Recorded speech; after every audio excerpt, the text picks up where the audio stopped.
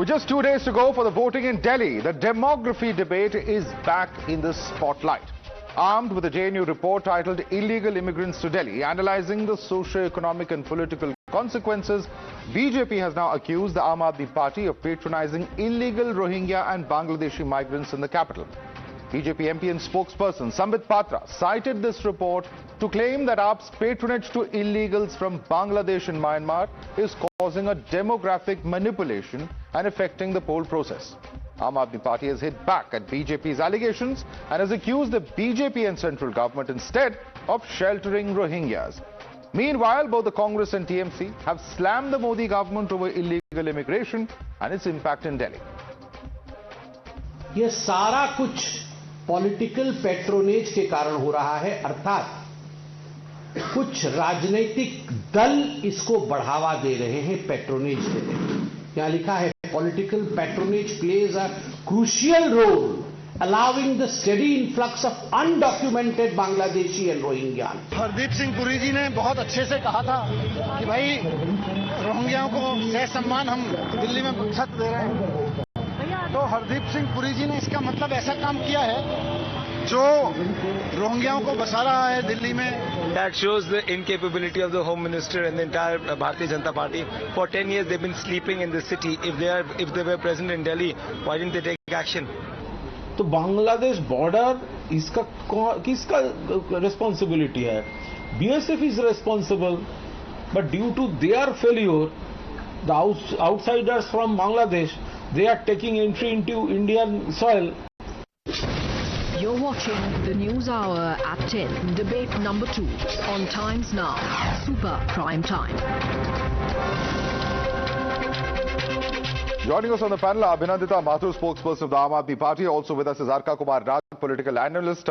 Tehseen and Sanju continue from debate number 1. Let me start first and foremost with the Aam Aadmi Party spokesperson. You would have seen the comments coming in, Abhinandita, from the BJP, and they say that specifically as far as Delhi is concerned, it is Aam Aadmi Party that has patronized and sheltered illegals from Bangladesh and Myanmar. Your response to this charge? Good evening to your viewers. Look, this so-called report is nothing but another election gimmick, another election stunt by the BJP. Let us be really clear. Border security, police, intelligence and election commission are all controlled by the centre. If illegal immigrants are getting voter IDs, it is the total failure of the Home Minister, Mr. Amit Shah, and the BJP government's incompetence. Now, instead of blaming others who have no power, instead of, passing the buck, what really has the BJP done about this in the last 10 years? This bogus, debate that the BJP has now tried to spark. Abhinandita, you can question the BJP. I'll put your question across to Sanju Verma. I will tell you. One second. Let me just come in. The reason this voter ID card, just 1 second, listen to my question. I'll allow you to respond. Please listen to my question. Your point on the borders, your point on Delhi police is absolutely correct. But it is not the election commission who in fact issues the voter ID card. It is the state administration through the DM office, through the SDM office that actually goes through the entire process of, registering voters. Fine, it is the election commission that supervises it, but somewhere the state government also has a responsibility when it comes to the entire issue of voter ID cards being granted. Can I finish now? Please answer my question, ma'am. I will. Look, all I'm saying is, which you have agreed to, that it is the BJP who is running the show. So who's failing? Border security is 100% under the centre, right or wrong? No illegal immigrant can enter the country without either the negligence or the permission of the ministers, of the defense, of the borders. Okay, so if the borders are that porous, there is something very seriously worrying for all of us. This is Amit Shah ji's failure. It's not Delhi's failure. And to top it, it was Mr. Hardeep Puri who had very specifically, if you remember, I can show you the tweet, that Hardeep Puri ji had said on record that flats will be given to the Rohingyas. It was AAP who strictly opposed it then. All right, you've not answered my question on the issue of voter ID cards issued by the state government, but let me bring in Sanju Verma on that. Sanju Verma, it is the BJP that's responsible. The borders are guarded by the BSF and central forces, and also Delhi police that's responsible for law and order. And therefore, if there is a law and order issue in the national capital, it is purely the centre who has to take the onus. Please respond to the Aam Aadmi Party spokesperson. You know, now Madhav, I heard her. I don't want to be interjected. Please, let's go one by one. one. Now let me speak. Yes, I don't want any background music from the Aam Aadmi Party panelists. Madhav, let me tell you this very clearly. Arvind Kejriwal is that classic Farziwal who refuses to work collaboratively with any lieutenant governor. He refused to work with Najib Jung. He refused to work with Anil Baijal. He now refuses to work with VK Saxena. When Sushma Swaraj, when Madan Lal Khurana, when Sahib Singh Verma were the chief ministers from BJP, they had an LG who was from the Congress party. But they never had a problem in terms of collaboration for the larger benefit of Delhiites. So my first point is, Kejriwal needs a scapegoat not to function. He suffers from something called criminal lethargy. The second point which I want to make, yes, police, law and order comes under the ambit of the Union Home Ministry. But as per the NCT Act and the GNCTD Act and the Delhi Administration Act, be it water, sanitation, public works, health, education, pollution, social welfare, irrigation, flood control, labor, employment, cooperatives, tourism, planning, finance, urban development, food and civil supplies, general administration. All these come under the dispensation ambit of the Kejriwal government, and he has failed on every count.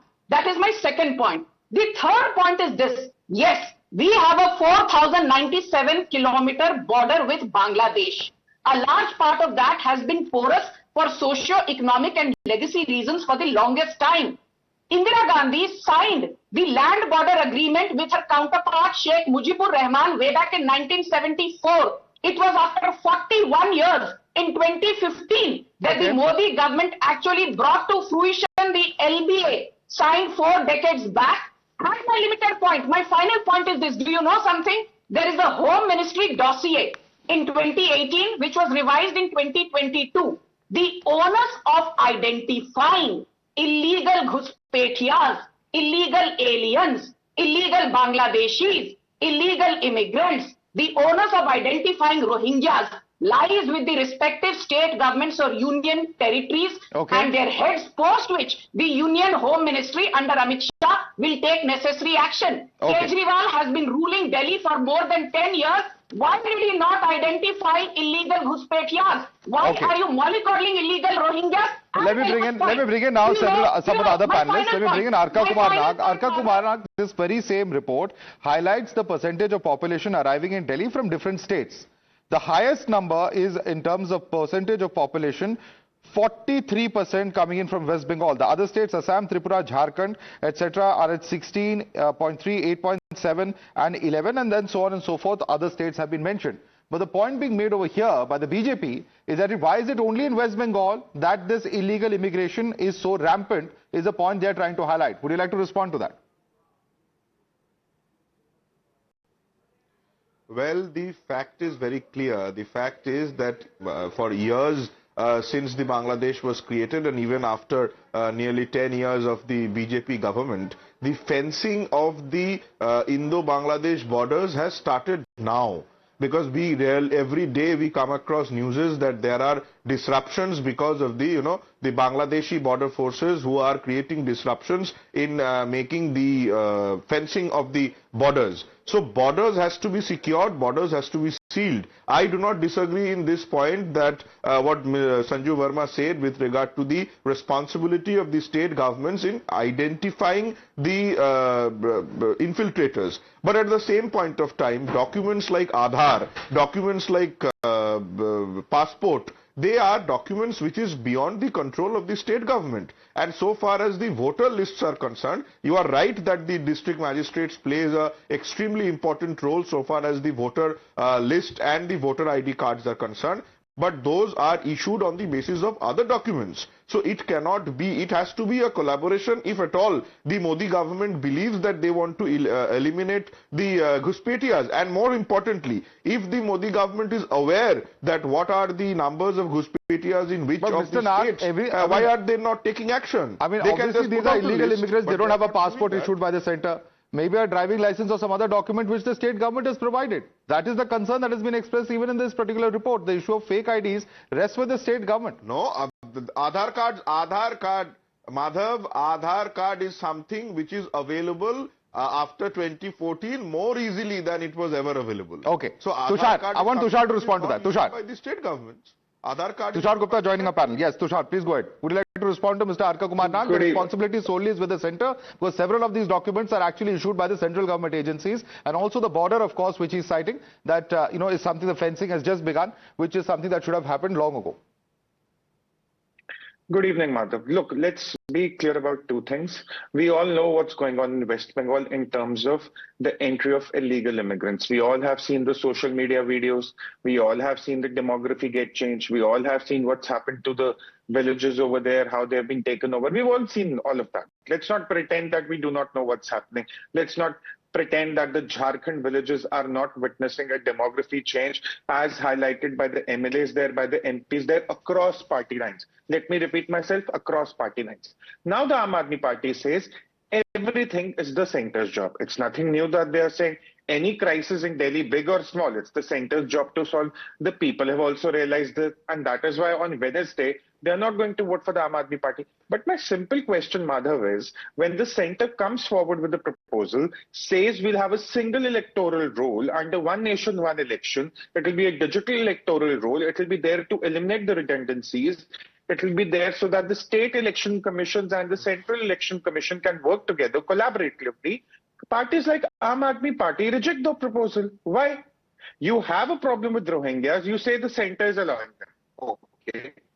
You have a problem with identifying Rohingyas, even though you can identify people from Uttar Pradesh and Haryana and Punjab who are coming to Delhi to avail your grand healthcare scheme. Okay, fine. But then why don't you support the centre when a proposal is being floated to create a digital single electoral roll? Okay, before I go across to Abhinandita, the question is addressed. I want to bring in Tehseen. Tehseen, that's a question for the Congress party also, because these very same schemes that he's talking about, the Congress has also opposed.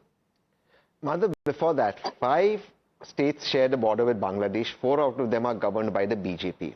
Now, this report is not a government report, it's a private report, but even from JNU. But even if I were to... It's a research paper from JNU. From JNU, that's true. Before this, the Maharashtra election came a research paper from TIS. Both, how many months in the Maharashtra election, no action taken. How come these private universities have research done? They have accurate numbers, but they're not private, they're public, at least JNU I mean, I'm saying they're not public, they're not government authorized, they're universities. They're universities. It's not, so it's a research paper from a government. Fair point. It's a, they have. Why would you doubt? Why would you doubt it? Madhav, they have these numbers, but the government of India or the government of India does not have the numbers now. All the documents that you're citing come on the basis of documents that either the central government is involved in, which is the Aadhaar, or on other basis where ultimately there will be some Delhi police role, including a driving license. By the way, Delhi is one of the few states like Maharashtra where the driving license is completely now online available. So all the data is available online. So what is the Delhi police doing? Under whom comes the Delhi police? The fact of the matter is, all of this is being done by the BJP only to try and polarize the election. I don't know why to polarize. Because both the Congress and the Aam Aadmi Party are very clear that anyone who wants to respond to you. On the point of data, Tushar wants to respond to you. And the only person... Tushar, it's all being done. It's all being time for the elections. It's all a purposeful strategy of the BJP. Please respond to Tehseen. My dear friend Tehseen knows that even Congress stands a better chance than the Aam Aadmi Party to stand second in the upcoming Delhi elections. Please, let's not incorrectly read the mood of the people in Delhi. But Tehseen, since you said it's not a government authorized report, please tell me which government authorized the Hindenburg report, which the Congress was very happy to use to attack Adani and the BJP?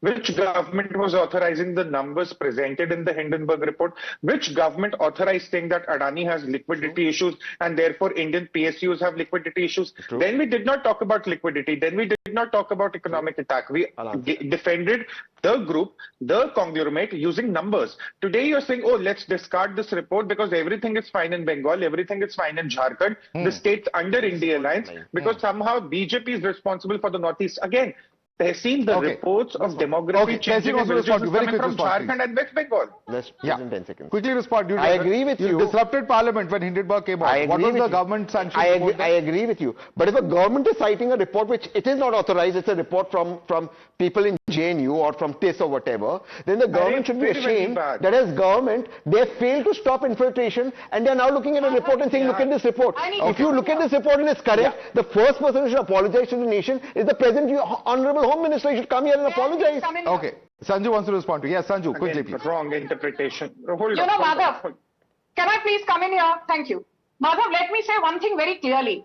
That, for Tehseen or somebody from Kejriwal's party to come here and wax eloquent about Amit Shah ko ye karna chahiye, Union Home Ministry ko ye karna chahiye.